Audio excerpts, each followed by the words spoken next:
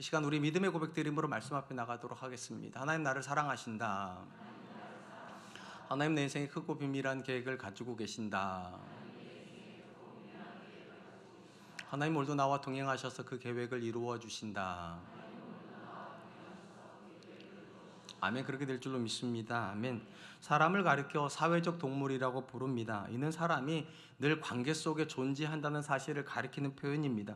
사람은 관계 속에서 사람을 연결시켜주는 말을 배우게 되고 관계의 예의도 학습하게 되며 사람과 살아가면서 사람다움이 무엇인지, 인생의 가치관이 무엇인지도 습득하게 됩니다.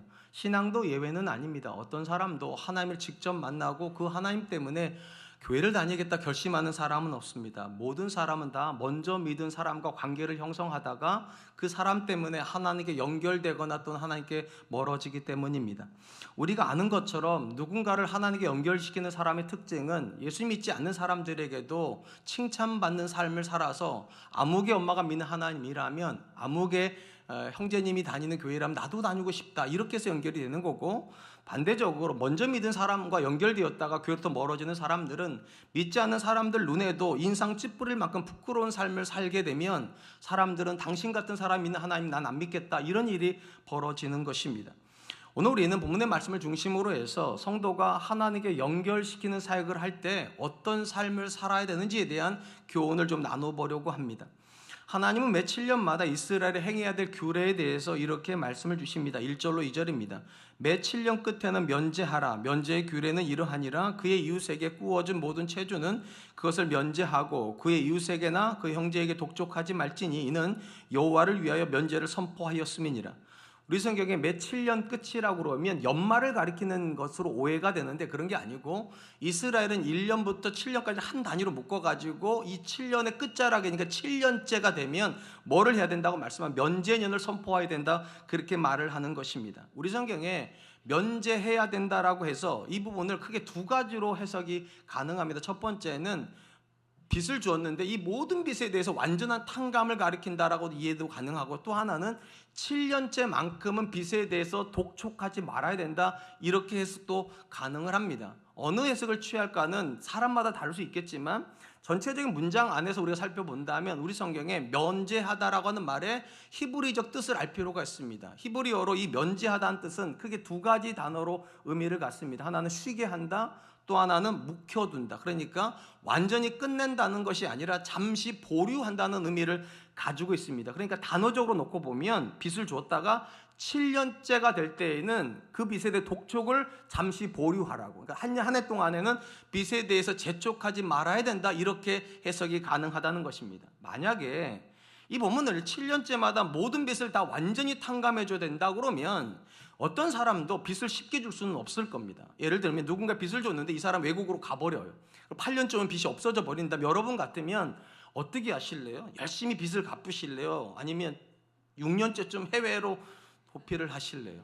누가 봐도 이거는 도망가라는 법밖에 안 돼요. 7년만 버티면 끝나는 거니까. 또 심지어 우리가 상거래를 할 때 모든 상거래가 다 돈을 주고 받는 거로만 되진 않죠. 때로는 외상을 해야 되는데 만약에 7년마다 다 면제를 해줘야 된다면 어떤 사람이 믿고 외상을 하겠습니까?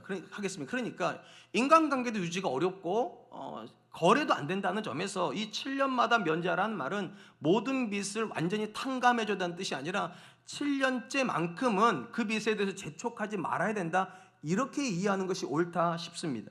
오늘 본문에서 우리가 먼저 생각해 보려고 하는 것은 하나님은 성도가 다른 이들이 하나님의 명령에 순종할 수 있도록 도와주기를 원하신다는 것입니다. 오늘 본문은 면제년이라고 해서 사람들의 빚을 탕감해주는, 그러니까 일시적으로 보류해주는 법이라면 레위기에 보면 비슷한 법이 또 하나가 있습니다. 흔히 안식년법이라고 부르는 것입니다. 이스라엘이 가나안 땅에 들어가서 농사를 지을 때 매 7년마다 땅에 대해서 행해야 되는 규례에 대한 법입니다. 성경에 이렇게 기록을 합니다. 레위기 25장 4절로 5절입니다. 7째 해에는 그 땅에 쉬어 안식하게 할지니 여호와께 대한 안식이라. 너는 그 밭에 파종하거나 포도원을 가꾸지 말며 내가 거둔 후 자라난 것을 거두지 말고 가꾸지 아니한 포도나무가 맺은 열매를 거두지 말라. 이는 땅의 안식년임이니라. 하나님은 이스라엘이 7년째가 되면 아무 파종도 하지 말고 땅을 묵혀둠으로 그 땅에 쉬게 하고, 그래서 땅의 기력이 회복되도록 해야 된다라고 명령을 주십니다. 이는 하나님께서 사람만 창조하신 것이 아니라 이 땅에는 모든 것의 창조주이시기 때문에 심지어 땅조차도 하나님이 주시는 쉼을 얻어야 된다라고 그렇게 명령하시는 것입니다. 그리고 땅이 쉬어야 되기 때문에 7년마다 아무것도 땅에다가 하지 말으라. 그래서 안식년을 선포하는 것입니다. 사실 이 면제년과 안식년은 같은 해에 일어나는 것입니다. 그러니까 어찌 보면 같은 규례인데 굳이 면제년, 안식년 이렇게 구분하는 이유는 대상이 다르기 때문입니다. 사람에게 해야 될 것은 빚을 일시적으로 완화시켜주는, 그러니까 면제하는 제도고, 땅에다가 해야 되는 건 파종하지 않아야 된다. 그러면 그냥 왜 하나님은 안식년만 명령하시지 면제년을 명령하실 수밖에 없었을까? 한 번만 생각해 보세요. 이스라엘 사람이 어떤 이유인지 모르겠지만 누군가 빚을 냈습니다. 자, 이 사람은 신앙이 있는 사람이기 때문에 빚을 갚겠습니까? 안 갚겠습니까? 예수 믿는 사람은 빚을 갚아야죠. 왜냐하면 내가 빚을 안 갚아버리면 이 사람이 하나님께 상처받을 거니까. 그러니까 신앙이 있는 사람은 절대적으로 자기가 꾸어온 곳에 대해서 책임을 다해야 됩니다. 그래서 매년 농사를 지으면 그 빚을 갚아 나갈 겁니다. 근데 빚을 갚아 가다가 안식년이 되면 어떻게 해야 됩니까? 만약에 나한테 빚을 준 사람이 안식년에도 빚을 갚으라고 그래버리면 땅을 쉬게 할 수 있습니까? 없습니까? 못 쉽니다. 마음은 있지만 빚을 갚아야 되게 농사를 짓게 되면 하나님의 명령에 순종할 수가 없어요. 그러니까 누군가가 안식년을 지키려면 누군가가 어떻게 해줘야 된다는, 빚을 면제해 줘야 된다는 거예요. 7년째만큼은 아무 강요도 하지 않아야 그 사람이 하나님의 말씀을 따라 안식년을 지킬 수 있다. 그러니까 빚을 준 사람의 입장에서는 그렇게 해주고 싶지 않지만 그 사람이 하나님의 말씀에 순종해야 하기 때문에 내가 1년 동안은 유보해 줘야 된다. 그것이 면제년의 규례라는 것입니다. 제가 설교를 할 때 가장 자주 반복적으로 언급하는 말씀은 하나님께서 아브라함에게 주신 너는 복이 될지니라, 이 말씀일 겁니다. 아마 우리 교회 다니시다 보면 이건 그냥 자동으로 외우게 되죠. 제가 왜 이 말씀을 이렇게 강조를 하는 걸까? 이 말씀이 복음의 실천적 명령이기 때문입니다. 무슨 말인가? 누군가가 오직 하나님의 은혜로 내가 구원받았다는 사실을 믿는다면 나는 하나님께 은혜를 입은 사람인 겁니다. 그러면 이 은혜가 어떤 식으로 표출돼야 되는가? 그게 실천적 명령이에요. 너는 복이 될지니라. 네가 하나님께 복을 받아 하나님의 자녀가 되었다면 이제는 그 복이 마땅히 그들에게도 흘러가야 된다.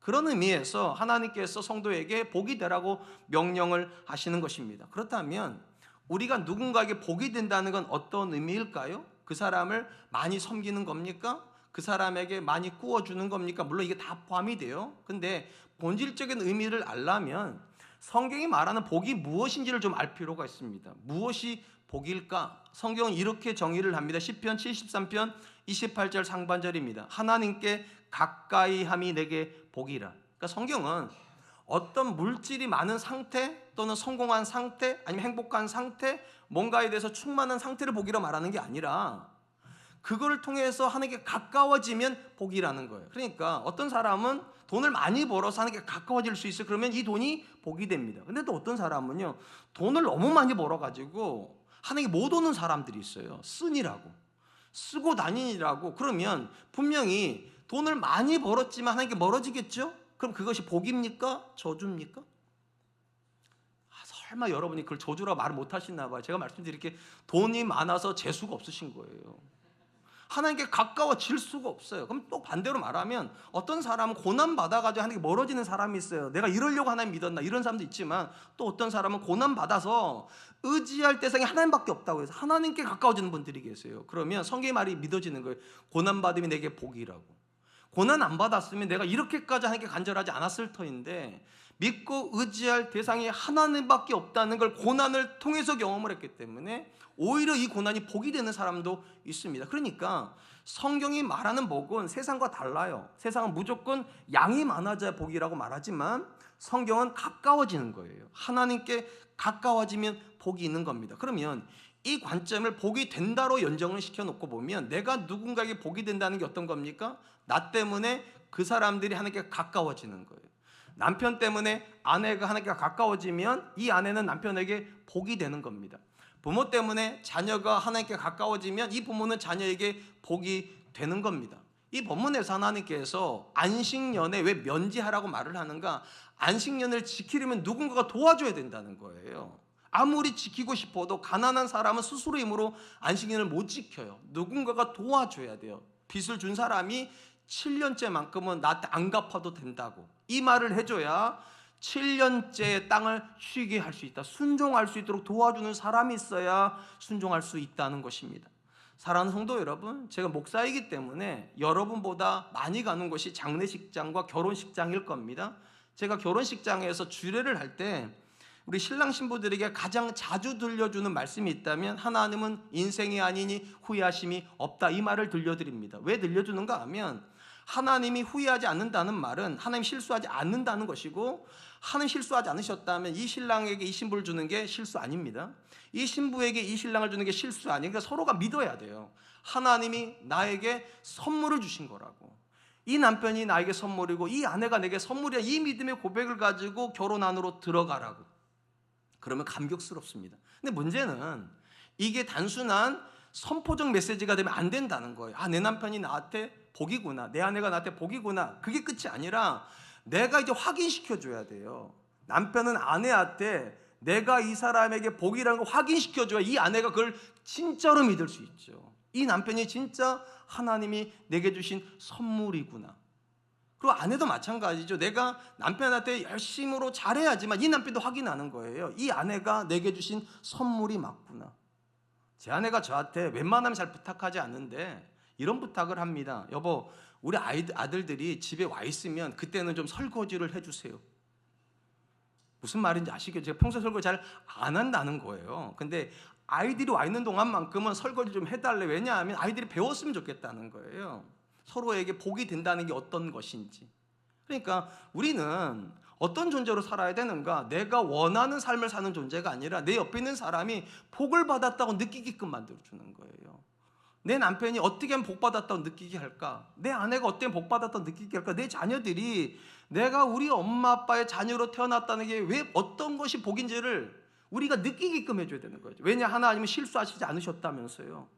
내가 내 배우자의 남편인 게 하나님 실수가 아니라면, 내가 내 배우자의 아내인 게 실수가 아니라면 그걸 보여주는 존재가 있어야 되지 않겠냐고요. 제가 정말 원하는 건 제가 언젠가는 천국에 가겠죠? 아멘. 그럴 줄 믿습니다. 그때 제가 이제 눈을 감고 천국에 갈 때 제 영혼은 이제 떠 있을 때 우리 아들들이 제 손을 잡고 이렇게 말하는 거예요. 아빠, 나는 아빠의 아들로 살았던 게 너무 행복해요. 아빠가 있어서 내가 하나님을 경험했어요. 이거보다 좋은 메시지는 없어요. 아빠가 재산을 남겨줘서 고마워요. 그건 제 얘기는 아니죠. 아빠가 성공을 해서 좋아, 그건 제 얘기는 아니에요. 그리고 이 자리에 그렇게 해줄 사람도 많지 않아요. 근데 모두가 해줄 수 있는 것이 하나가 있어요. 아빠가 있어서, 엄마가 있어서 내가 하나님을 알았다고, 내가 하나님께 가까워졌다고. 이 본문에서 하나님 주신 명령이 그런 거예요. 성공하라는 명령이 아니라 나로 인해서 누군가가 하나님이 가까워질 수 있게 하라고. 물질의 영역도 그래야 된다고. 7년째만큼은 채무에 대해서 독촉하지 말아서 그 사람이 안식년을 지킬 수 있도록 해주라고. 전 저와 여러분들이 그럴 수 있었으면 좋겠습니다. 나로 인해서 내 배우자가, 나로 인해서 내 자녀들이, 나로 인해서 양가의 부모님들이 하나님께 가까워지는 그런 은혜가 있기를 주님의 이름으로 축복합니다. 한편 하나님은 이스라엘이 하나님의 명령에 따라서 면제 규제를 순종해야 될 이유에 대해서도 이렇게 말씀을 하십니다. 4절로 5절입니다. 내가 만일 내 하나님 여호와의 말씀만 듣고 내가 오늘 내게 내리는 그 명령을 다 지켜 행하면 내 하나님 여호와께서 내게 기업으로 주신 땅에서 내가 반드시 복을 받으리니 너희 중에 가난한 자가 없으리라. 하나님은 모세를 통하여서 매 7년마다 면제 규례를 너희가 지키면 뭐라고 약속하시는가? 내가 반드시 복을 받을 것이다. 우리 성경은 우리 입장에서 복을 받는다, 그러니까 수동태적으로 기록을 했지만 히브리어 성경은 정반대의 관점입니다. 하나님 관점의 기록이 되어 있어요. 능동 강조형으로 되어 있어요. 그럼 어떻게 번역이 되는가? 여호와께서 반드시 너에게 복을 주신다. 완전히 다른 개념이에요.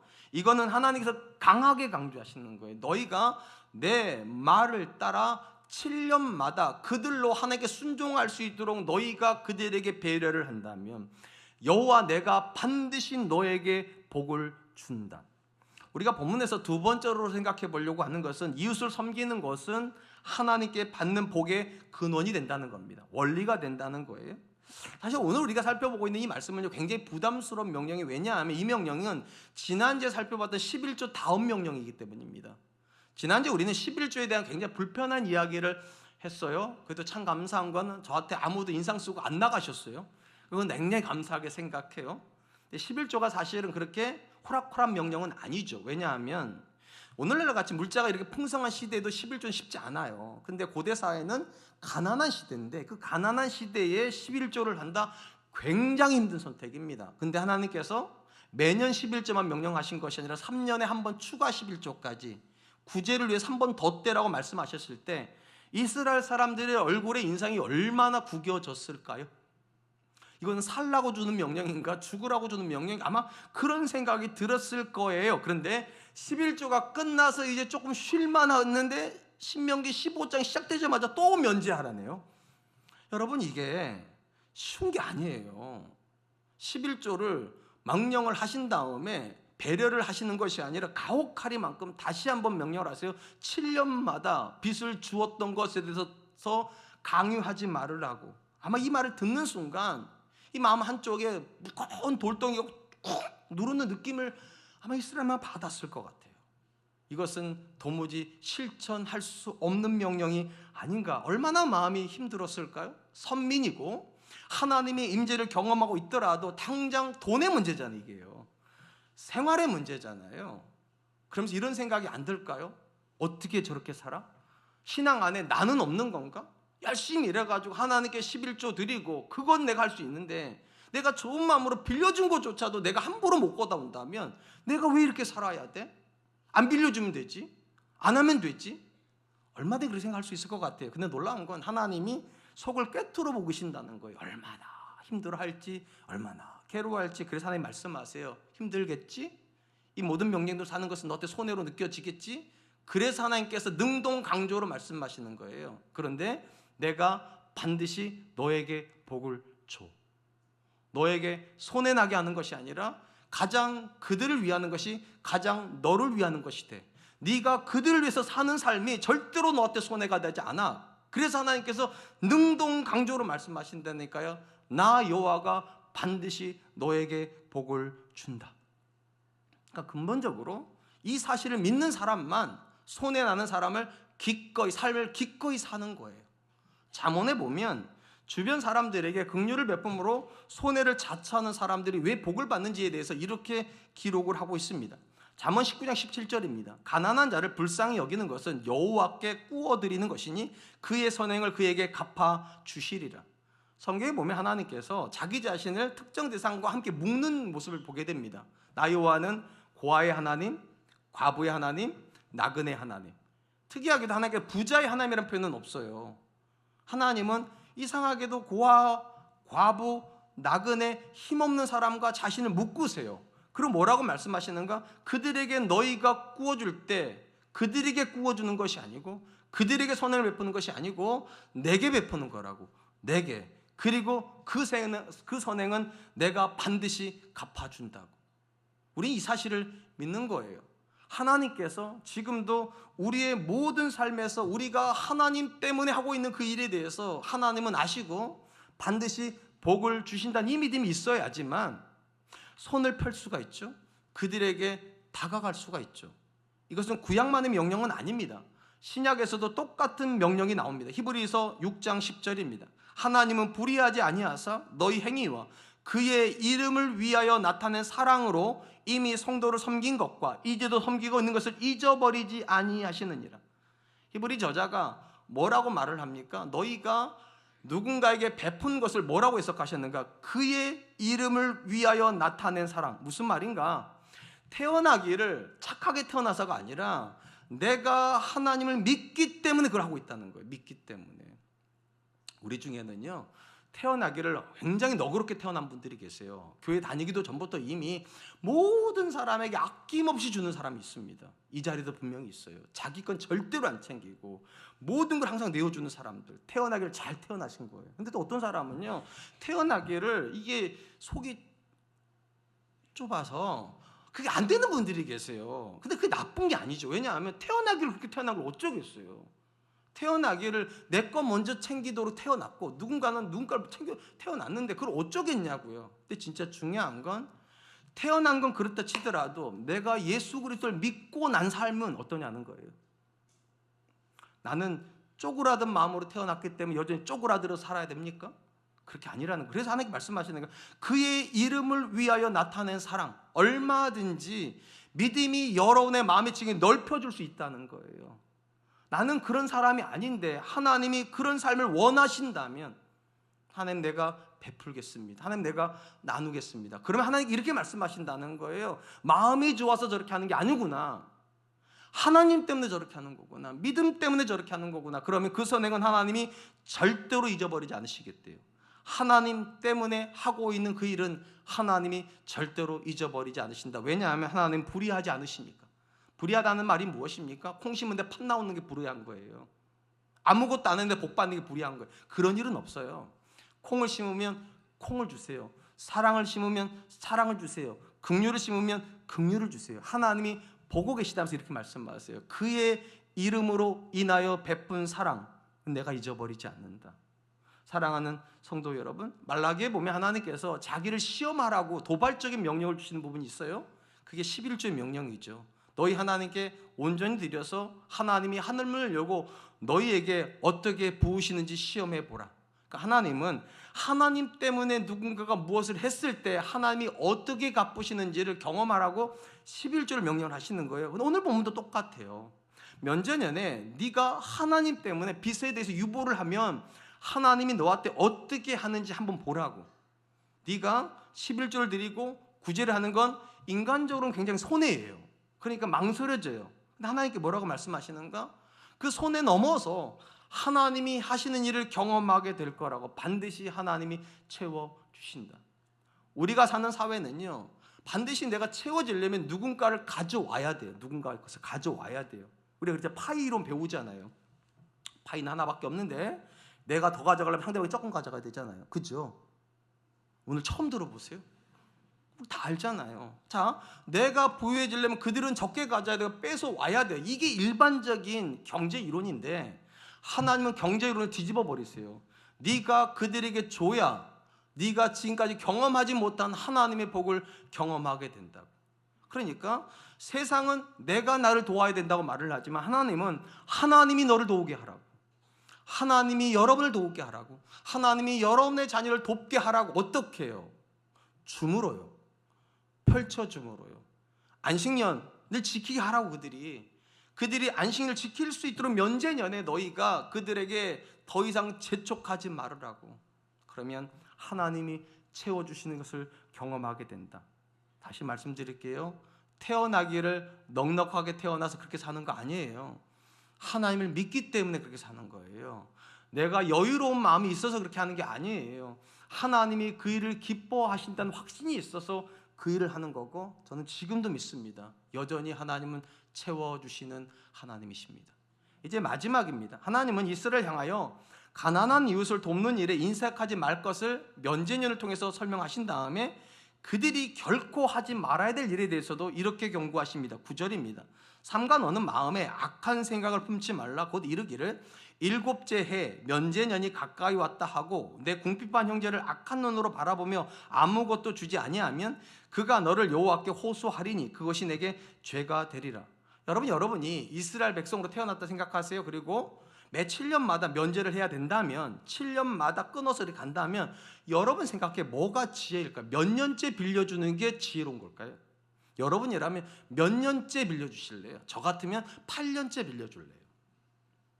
뭔 말인지 못 알아들으셨나 봐요. 면제년이 끝나고 시작할 때 빌려주면 6년 동안 넉넉히 받을 수 있잖아요. 그럼 뭐가 미련한 걸까요? 13년째 빌려주는 건 미련한 거예요. 14년째 못 받을 거거든요, 분명히. 근데 우리가 생각할 때는 이게 그런 거잖아요. 어차피 면제년을 해야 된다면, 어차피 내가 빌려준다면 가장 경제적인 손실이 적을 때 빌려주는 거, 그 8년째 빌려주는 거잖아요. 그리고 절대로 하면 안 되는 게 면제년이 가까워졌을 때는 아예 안 해야 되는 거죠. 누구나 그렇게 생각하지 않겠어요? 또 저만 또 나쁜 놈이에요? 우리 다 그래요. 근데 하나님께서 놀랍게도 우리의 마음을 다 깨트리고 계세요.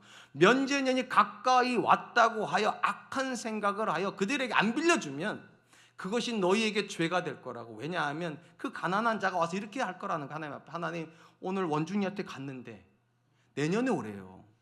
이러면 하나님께서 이렇게 보시면 말씀하세요. 아니 저놈이 빌려줄만 한데 안 빌려줬다. 그 죄가 된다. 무슨 말인가? 성경은요, 우리가 나쁜 일을 한 것만 죄라고 말하는 게 아니에요. 할 수 있는데 선을 베풀지 않는 것도 죄다.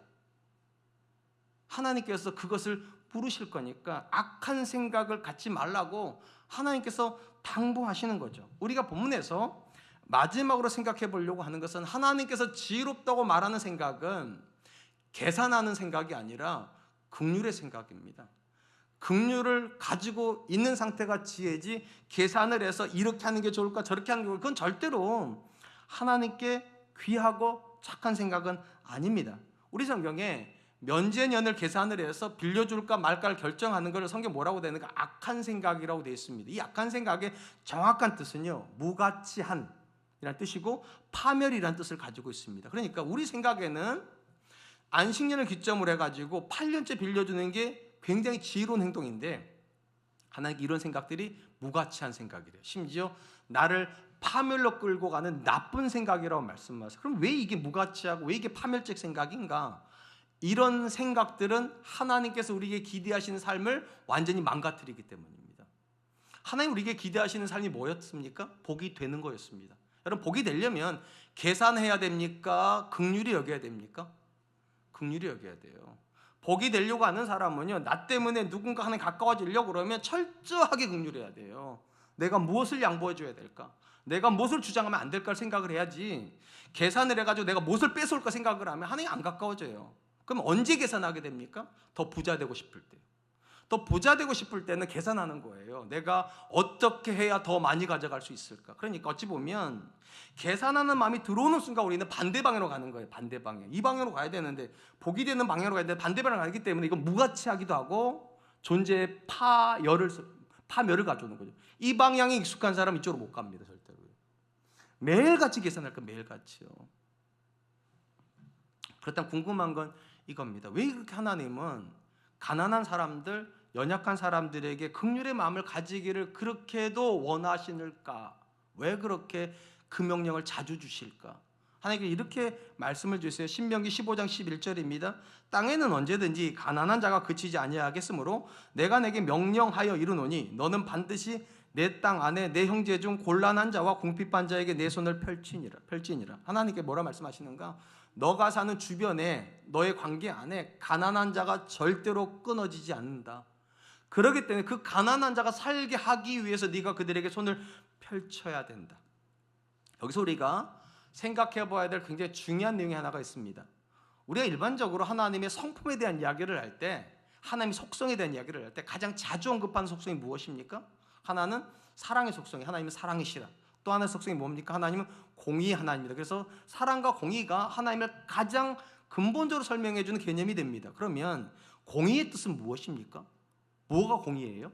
이건 일반적으로 재판적 용어입니다. 재판에서 재판관이 동일한 기준을 가지고 모든 사람에게 공평한 판결을 하는 거. 부자라고 더 봐주지 않고 가난한 사람이 더 봐주지 않는 거예요. 부자도 가난한 사람도 똑같은 기준에 의해서 들여다보는, 올바른 판단을 할 때 그 재판관, 우리는 공의로운 재판관이라고 그렇게 부릅니다. 여기서 확장이 되면 어떤 개념으로 확장이 되는가? 하나님이 모든 사람에게 차별 없는 사랑, 차별 없는 은혜, 차별 없는 보호를 주신다.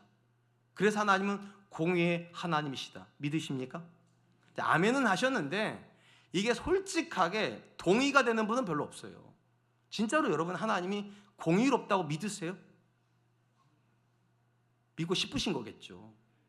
왜냐하면 현실 자체가 우리 눈에 전혀 공의로 보이지 않아요. 왜냐하면 적어도 하나님이 공의로우시다면 출발 자체는 같아야 되잖아요. 그러니까 태어날 때는 모두가 똑같은 조건으로 태어나야 공의로운 거 아니에요? 둘 다, 모든 사람들이 태어나는 순간부터 야, 넌 너무 예쁘다, 야, 넌 너무 잘생겼다, 이렇게 되는데, 우리가 애를 딱 보는 순간부터 하는 얘기겠잖아요. 어떤 애는 야, 예쁘다 하다가 어떤 애는 얘는 똑똑하게 생겼네요.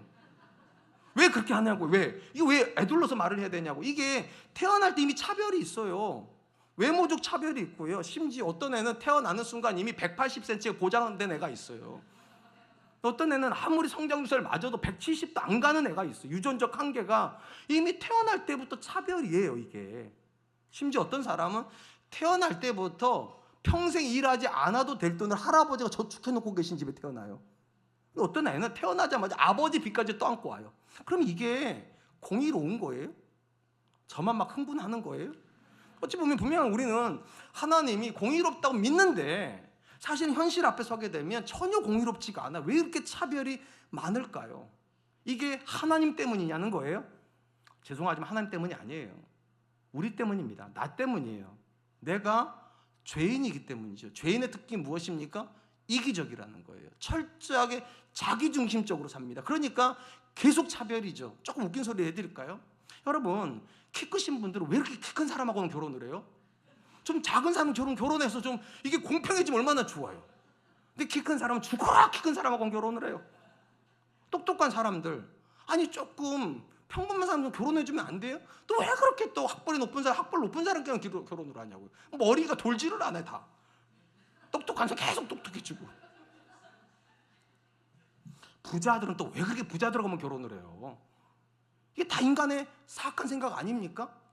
그러니까 어찌 보면 하나님께서 그렇게 만드신 게 아니라 우리가 계속적으로 세상을 파괴적으로 만드는 거예요.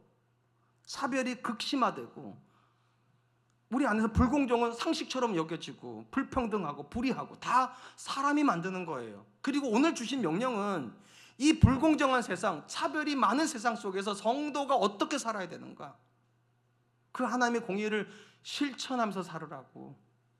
이를 말하면 하나님은 사람이 만들어 놓은 불공정한 세상을 치유하시는 역사를 만드시고 계십니다. 그게 구원의 역사예요. 하나님께서 이 땅 가운데 그분의 아들을 보내십니다. 이건 구원의 사건이죠. 그러면 한 사람이 구원받았다는 게 어떤 겁니까? 제가 자주 말씀드리잖아요. 이 구원에 또 다른 표현이 있어요. 거듭남. 한 사람이 전혀 다른 존재로 거듭난다. 예수 믿고 나서. 그럼 어디서 어디로 거듭나는 건가? 앞에서 말씀드린 개념으로 말하면 지극히 이기적인 존재가 지극히 이타적인 존재로요. 그래서 하나님께서 구원받은 사람에게 두 가지 명령을 주시잖아요. 마음을 다하고 뜻을 다하고 힘을 다하고 주 너희 하나님을 사랑하고 이와 같이 내 이웃을 내 몸같이 사랑해라. 그러니까 자기밖에 모르고 자기만 생각해서 세상을 끊임없이 불평등하고 끊임없이 나쁜 세상으로 만들었던 존재가 예수님을 만나고 나면 무엇을 하여 주를 기쁘시게 할 수 있을까? 어떻게 하면 내가 저들의 아픔을 공감할 수 있을까? 이런 사람으로 바뀐다는 거예요. 그러니까 구원이 단순히 천국 가는 개념이 아닙니다. 이 땅 가운데 하나님의 공의를 실천하는 거예요. 그리고 하나님은 그 출발점에서 누구를 부르셨는가? 아브라함 부르신 거예요. 그리고 어떤 명령을 주셨다고요? 너는 복 받아라가 아니라 너는 복이 될지니라.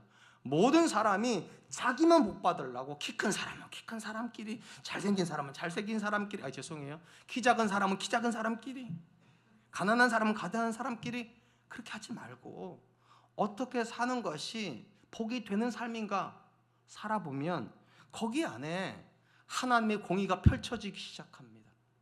하나님의 나눔이 실천되기 시작합니다. 그러면 이 세상은 조금씩 달라지겠죠? 그러니까 복음의 역사는 하나님의 의지의 역사인 거예요. 세상의 불평등을 조금이라도 평등하게, 세상의 불공정을 조금이라도 공정하게 만들어줄 수 있는 사람을 세상 가운데 두신 사건이니까. 그리고 그 일은 누가 해야 된다고요? 성도가 해야 된다. 왜냐하면 거듭난 사람이니까. 그래서 성도를 향해서 세상의 소금, 세상의 빛이라고 하나님께서 이미 선언하지 않았습니까? 중요한 것은 성경 안에 악인과 의인에 대한 고백이 나와요. 근데 이 악인과 의인 고백이 단순히 예수 믿냐 안 믿느냐의 고백은 아닙니다.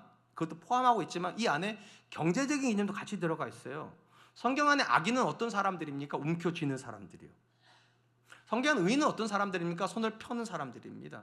그래서 이렇게 기록이 되어 있죠. 시편 37편 21절입니다. 악인은 꾸고 갚지 아니하나 의인은 은혜를 베풀고 주는도다.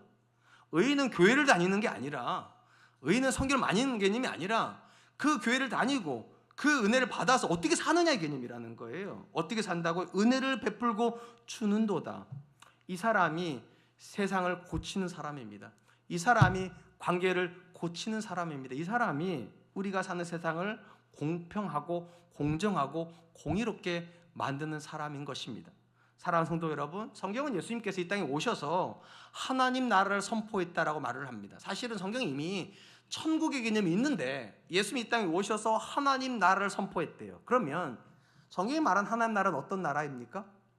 하나님이 공의로 다스리는 나라입니다. 공의로. 그래서 모든 사람이 내가 하나님께 사랑받고 있다, 내가 하나님의 보호 아래 있다, 내가 하나님의 인도를 받고 있다고 경험하게끔 만드는 나라가 하나님 나라예요. 그리고 이 나라가 확장이 되면 어디서 완성이 됩니까? 천국에서 완성이 됩니다. 그래서 천국에서 모든 사람이 다 하나님의 사랑을 공평하게 받습니다. 모든 사람이 하나님이 나의 하나님으로 고백하게 됩니다. 제가 방금 중요한 표현을 썼는데 하나님 나라가 확장된다고, 예수님 그렇게 말씀해요. 하나님 나라가 확장된다고. 그럼 어떻게 확장되냐는 거예요. 성도가 뭐 함으로요? 나눔으로요. 복이 되려고 함으로요. 그래서 오늘 보면서 하나님께서 명령하시는 거예요. 가난한 자가 끊어지지 않는 세상에서 너희가 그들을 돌보는 자가 되라고. 그것이 하나님께서 우리를 그 자리에 두신 목적이니까. 혹시 식당에 가셨습니까? 6명이 10만 원 정도 식사를 하셨어요. 그러면 어떤 생각을 제일 먼저 하세요? 16,000원씩 내야 되나? 6명이니까 그런 생각을 많이 하십니까? 아니면 내 앞자리에 먹고 있는 그 엄마의 형편이 먼저 눈에 들어서 야, 저 엄마도 내야 된다면 안 되겠다, 내가 다 내버리지. 그리고 이렇게 말하십니까? 나 이번 주에 굉장히 좋은 일이 있었어, 내가 낼게. 근데 하나님은 그 말을 들으시고 아, 얘가 내는구나가 아니라 왜 내냐를 물어보시나. 왜 내냐? 저 사람 때문에 얘가 내는구나. 하나님께서 그거를 원하신다. 그거를요. 나 한 사람의 작은 섬김을 통해서 누군가가 하나님의 보호를 경험할 수 있다면, 누군가가 하나님의 사랑을 경험할 수 있다면 나는 공의를 실천하는 거예요. 그리고 그 지점에서 우리는 하나님 나라 확장됐다고 말하는 거고요. 전 저와 여러분들이 그런 사람 될 수 있기를 주님의 이름으로 축복합니다. 이제 말씀을 맺으려고 합니다. 오늘 우리는 면전인의 교리를 통해서 3가지 교훈을 살펴보았습니다. 첫 번째, 성도는 내가 순종함으로 끝나는 것이 아니라 다른 사람이 순종할 수 있도록 도와주는 사람이어야 됩니다. 두 번째, 성도는 누군가 것을 빼앗아 와서 내가 복을 받는다 믿는 것이 아니라 이웃을 섬김으로 내가 복을 받는다고 믿는 사람입니다. 하나님이 반드시 복을 주신다.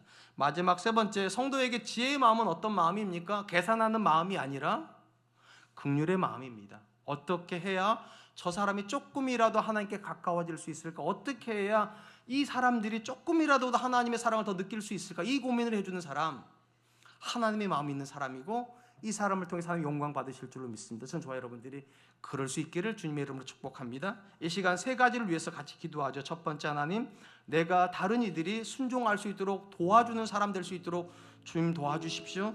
두 번째, 누군가 이것을 뺏어 와서 내가 부욕해 되는 것이 아니라 나의 것을 그들에게 기꺼이 흘려보내므로 하나님 주시는 복을 경험하는 사람들 되게 하여 주십시오. 세 번째, 하나님, 나에게 하나님 계산하는 마음이 아니라 긍휼의 마음을 주셔서 하나님 내가 하는 모든 행동 속에 그들을 향한 배려가 있고 그들을 향한 섬김이 있을 수 있도록 주님 도와주시옵소서. 우리 같이 한 번만 기도합니다. 기도하겠습니다.